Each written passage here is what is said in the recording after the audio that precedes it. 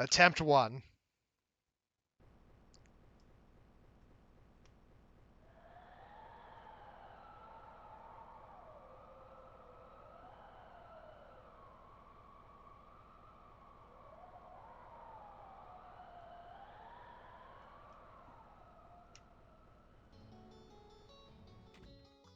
I like the cold open where I didn't say anything during that cold open because, truth be told, I just like the atmospheric entry.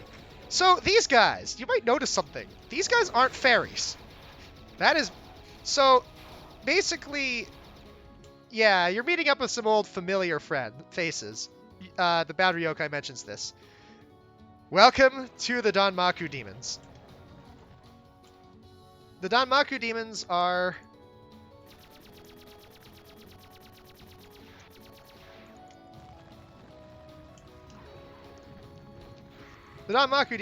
demons that have significantly more firepower than vanilla demons.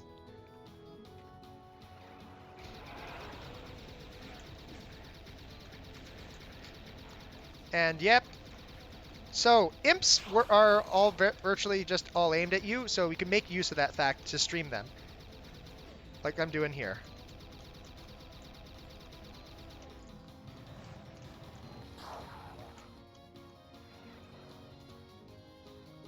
Okay, time for the portal fight. This is arguably one of the harder fights. The first few waves you can just laser like this, because lasers pierce. But this stops working once you get to the higher tier enemies, which have enough health to... Also, some enemies spawn on the opposite side of the barrier, so you'll eventually get shot for doing this.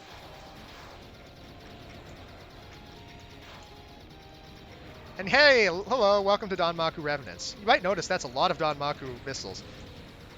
Also, you might remember that in Touhou Doom, almost all the fairies hit for relatively really low damage values. They all hit for you for like 10 damage. That's not true of demon projectiles. They don't hit quite for the full amount that they do in Doom, because that's a bit too much for most of these, but they can still really hurt. And yeah, the Danmaku demons also have differing patterns depending on what difficulty you're playing on. When I first did my developer playthrough of Touhou Doom, I actually died to this map. This caused me quite a few issues. But actually,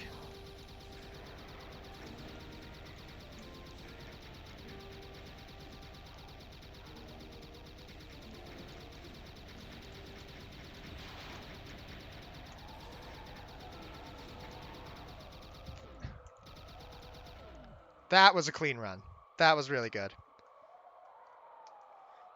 The Danmaku demons were interesting. It took quite a while to design them properly, and there was a lot of thought about them, because unlike stage enemies from Touhou, these guys are consistent in their functions. A Danmaku imp will work the same way in every map you find one.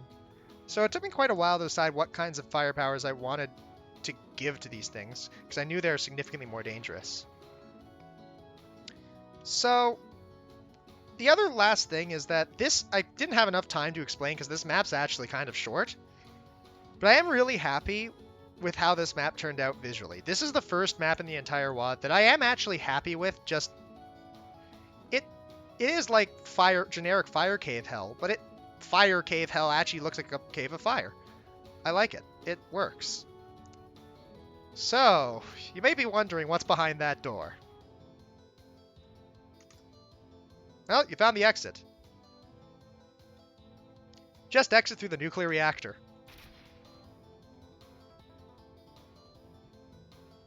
Yeah, that's also completely realistic answer. And now... Oh yeah, I forgot it. I had actually foreshadowed this boss with from the previous stage, because Satori, the previous boss, is actually the owner of this yokai cat. And she's trying to stop you from going through the nuclear reactor, because the bird is really dangerous.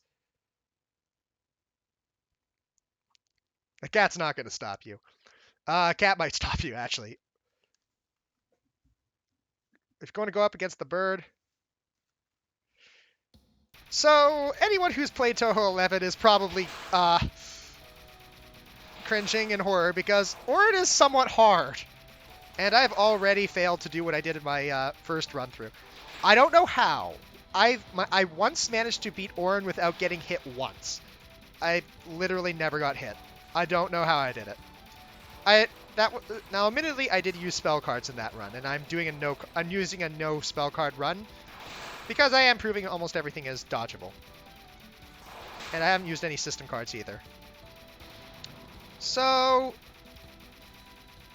Orin's cards require both a combination of precision and sheer rooting.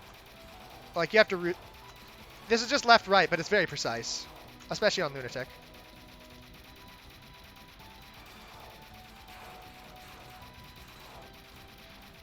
Oh god, I don't like Orin's positioning. That's going to make this next card hard. So, this card is somewhat dense.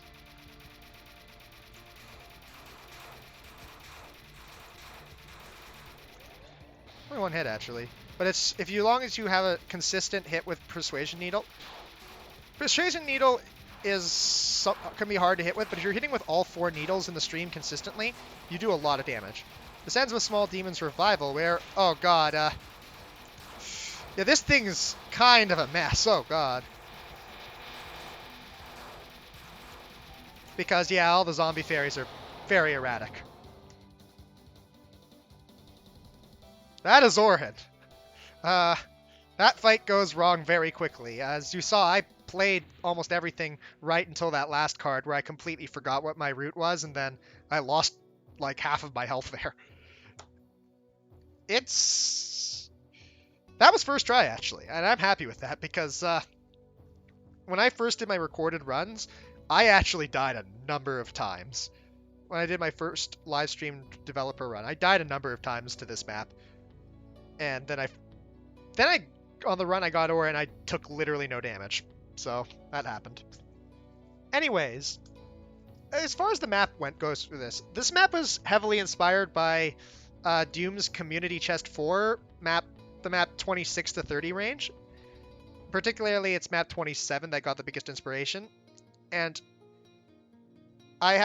Whispers of Satan also had a good hand in the inspiration for this. Both of them are good map sets that really make good use of their limited texture sets, and I like this map. It's the first map which doesn't rely on any outside context to try and bring it to life.